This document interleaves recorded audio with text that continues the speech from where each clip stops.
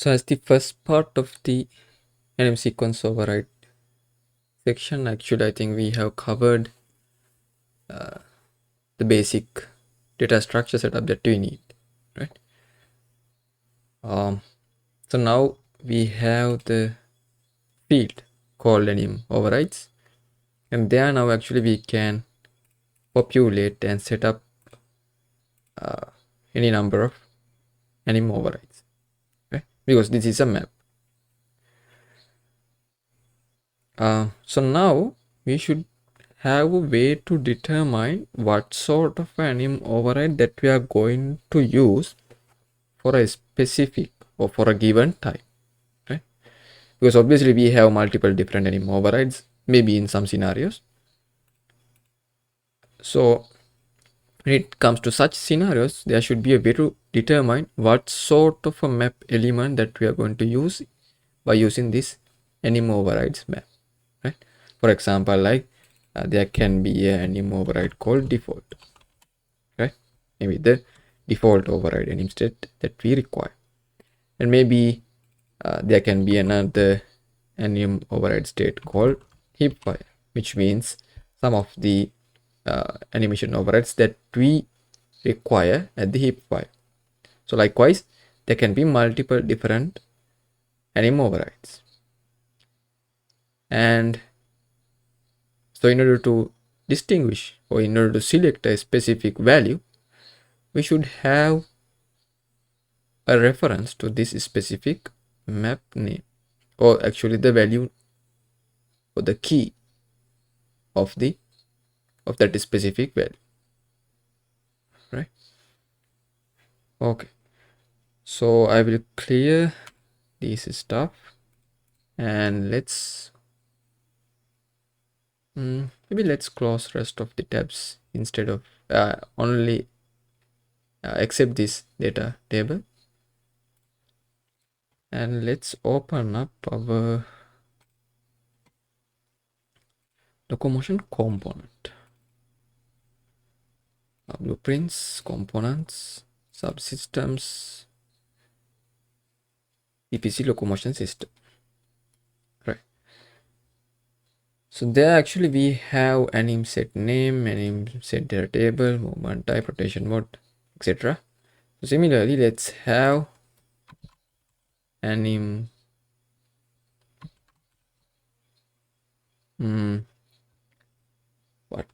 anim override name as well. And I'll make it global and move it to setup category.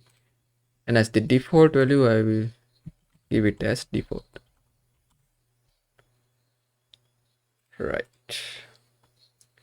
Because since we are going to actually map it using this map, there should be a valid name to that specific map field. That's why I actually come up with like default as the default value of the anim override name. Okay? But this can be changed dynamically at runtime. But initially, it's simply default. Right. And then, similar to this set anim set and all, we can create a set anim override as well. So how to do that? Maybe let's create a new setter called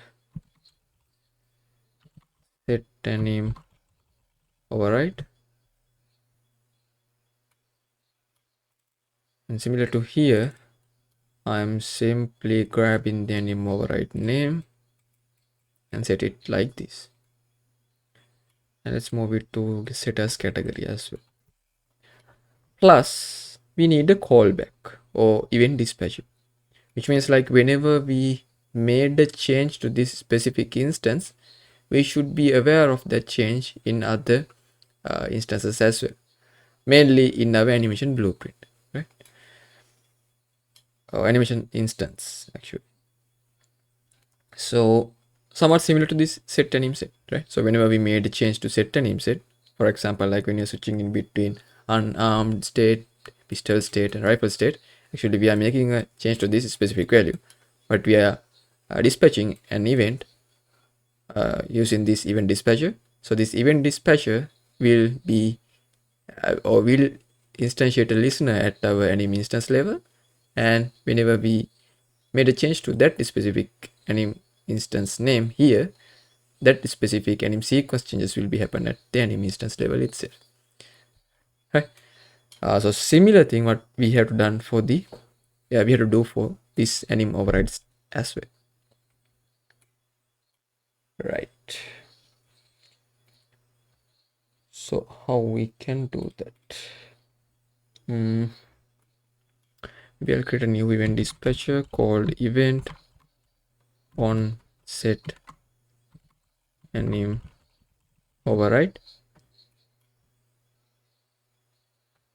and then let's set the input, which is anim override. It should be the type of name, right? And then inside the set anim set override function, let's call that event dispatcher, and let's pass this anim override name to it. Okay.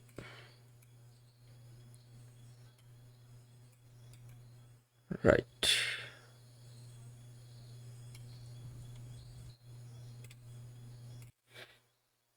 Right. And then let's open up our ABP locomotion animation blueprint instance as well. And there we should implement a listener. So where did we implement our listeners? Yeah. So inside this initialization function, we have a set of event listeners. So for example, like we are listening for event on anim set change, on acceleration change, things like that. So similar to that, we need another event listener for our anim overrides. So actually this anim instance will be aware of that change as well. So let's call for, or let's bind an event to event on anim set override, something like this. And then let's create the event with the matching function. Right.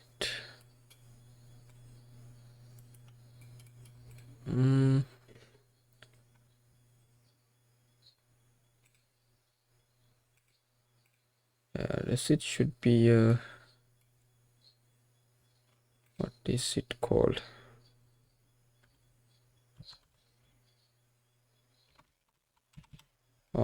So let's look at this function on set anim set.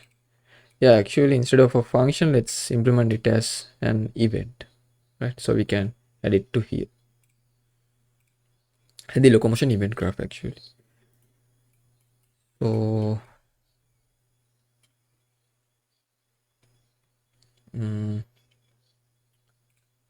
I'll undo this thing and let's create a matching event.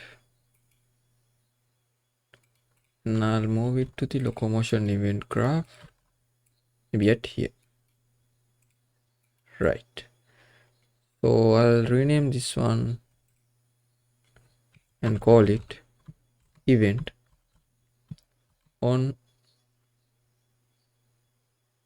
set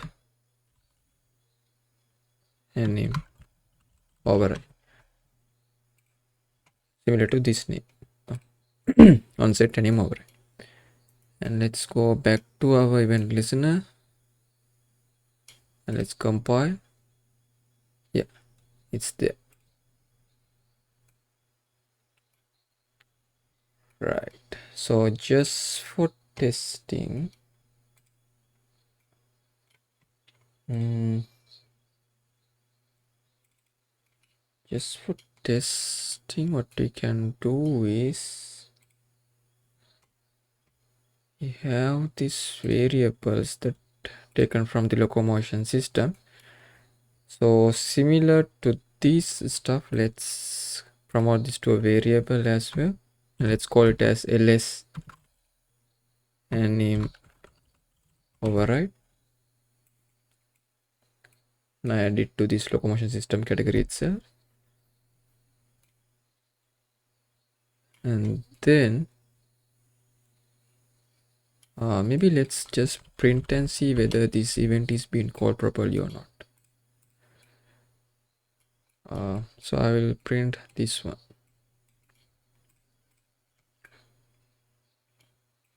Right. And then inside the PPC locomotion system, similar to this set anim set, just for testing, I will call set anim override as well with respect to anim override name. And I'll comment this one test purposes only. Because maybe later on, like if we not require this specific thing that happened on the event begin play, the locomotion system, we can easily remove this one. Right. So now let's play. Yeah, now you can see actually the default is being printed, which means our event is being called properly. Right. Okay.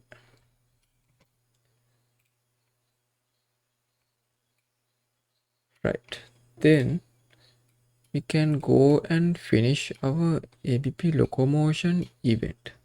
Then we can actually start working on the actual stuff, actual animation overriding stuff at the anim graph level. So now instead of printing this print statement, I'll get rid of it and let's implement the actual features. So since we done a anim set override, it is a change that should reflect on the ABP locomotion. Therefore, all the respective instances that we taken out of this data table instance should be updated properly at our anim instance level as well. So let's call the set animation data, because this is the function actually take the data out of this data table and initialize properly. Right.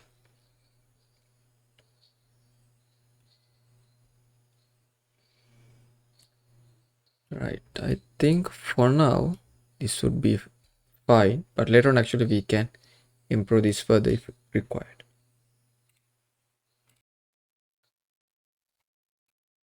Okay. And then actually we can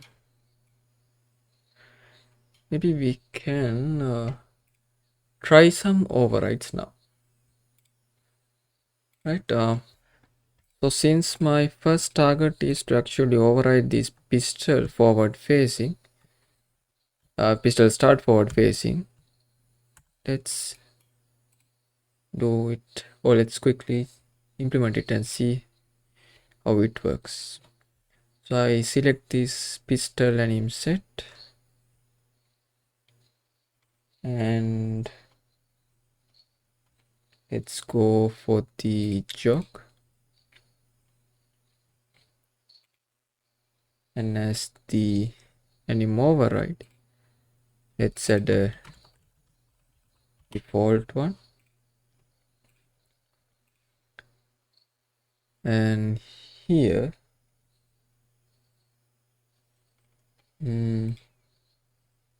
as the forward facings, start forward we can keep as it is, and start forward L90. Maybe we can add pistol jog forward start. Maybe with the start position of 0.6. Override weight should be 1, which means we have to entirely override the existing start forward L90 animation by using this anim sequence. Interpolation speed can be 0, blend time can be 0, blend mask we can keep as it is. And I think can have the same thing for R90 as well. So I just copy and paste it over here. And again the same thing for L180 and for R180. Because these animations are the one actually placed at the upper body, right? So the lower body can be the actual start forward facing anim sequence that it's been forwarded by here, which is the echo animations. But the upper body is being playing this pistol jog forward start, right? Which is ideally what we want. But if I play test it now, it won't actually make any changes because we haven't properly extracted the overrideable struct from this data table instance. But just to explain like what we trying to achieve, I just added these fields, right? So maybe at the next part we can see how we can actually extract the data at our ABP locomotion level and how to actually override the existing start forward facing starts. But yeah, so before wrap up, just let's play test as well, but actually it won't show any drastic change, right? Because if I equip the pistol and try to swap the or change the change the movement direction, you can see it's still that plain old start forward facing is being played. But yeah, we are step by step being close to override this start forward facing or any sort of anim sequence. But yeah, we have a lot more to do. And yeah, so I think this is a proper place to stop the second part. And if I quickly recap what we have been done, basically at the part 2, we just created this SNM override name variable inside our PPC locomotion system so that we can actually change this variable and switch in between multiple different anim overrides. So in order to switch in between multiple different anim overrides, we simply created this setter called set anim override and set that thing over here, and we are dispatching an event called set anim override based on that specific changed value, and that event dispatched call will be catched at our event graph initialization function. So here, like at last, we have added this bind to that specific event, which is set anim override. And once that event is been called, this event will be triggered, which is event on set anim override, and it will instantiate the local, not the local instance, but sort of like a variable at anim instance level, and it will start to reinitialize all the existing data for animation sequences which is being extracted from the data table. And then just to explain what we are going to override, I just took an example, this pistol anim set jog state or the movement category or movement group, and there I just override the start forward facing stuff based on the default anim override, and I've been override start forward facing L90, R90 and L180 and R180 based on this specific animation sequence. So all of these stuff actually share the same configurations because we are simply going to override the upper body animation using this specific animation sequence, right? So since we are going to use actually upper body mask, the upper body will play these overridden animations and the lower body will play these default forward facing animations. Okay, so that is what we have been covered at the part 2. And at the part 3, let's see how we can actually extract this data from this data table and populate at the ABP locomotion instance itself. See you there. Thank you.